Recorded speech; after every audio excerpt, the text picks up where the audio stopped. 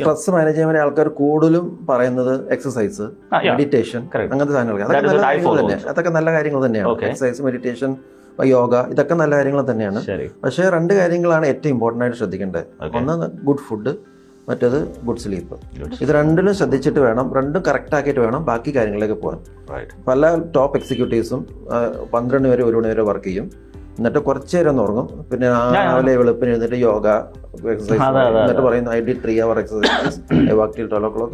ഈ ലോകത്ത് ചെയ്യാൻ ഏറ്റവും വലിയ മണ്ടത്തരാണ് ഈ ഉറങ്ങാതെ പോയി എക്സസൈസ് ചെയ്യുന്നത്. കാരണം ബോഡിക്ക് റിജുവനേഷൻ ഇല്ലാതെ അതുകൊണ്ടാണ് ഈ പലപ്പോഴും എക്സ്പീരിയൻസ് ഇല്ലാതെ പല മാരത്തൺ റണ്ണേഴ്സ് ഒക്കെ ആണെങ്കിൽ പോലും, അല്ലെങ്കിൽ ഇങ്ങനത്തെ ഈ ഉറങ്ങാതെ കിടന്ന് ഈ ചെയ്യുന്ന ആൾക്കാരൊക്കെയാണ് ഈ സഡൻ ഡെത്ത് സംഭവിക്കുന്നത്. കാരണം ബോഡിക്ക് ഒരിക്കലും ആ ഒരു റിജുവനേഷൻ കിട്ടുന്നില്ല. മനസ്സിലായില്ലേ? ബോഡിനെ വർക്ക് ചെയ്യിപ്പിക്കുകയാണ്. അപ്പൊ 8 മണിക്കൂർ ഉറങ്ങിയില്ലെങ്കിൽ അന്ന് എക്സസൈസ് ചെയ്യണ്ട. അതാണ് എന്റെ രീതി. ഒരു മിനിമം ഒരു 6 അല്ലെങ്കിൽ 7 hours ഉറങ്ങിയില്ലെങ്കിൽ അന്ന് എക്സസൈസ് ചെയ്യണ്ട. മനസ്സിലായില്ലേ? അപ്പൊ അങ്ങനെ വേണം നമ്മൾ ലൈഫ് പ്ലാൻ ചെയ്യാൻ വേണ്ടി. നമ്മൾ ഉറങ്ങിക്കഴിഞ്ഞിട്ട് പിന്നെ എക്സസൈസ് ചെയ്താൽ അത് ബെറ്റർ ആണ്, നമ്മുടെ ബോഡിക്ക് എപ്പോഴും നല്ലതാണ്.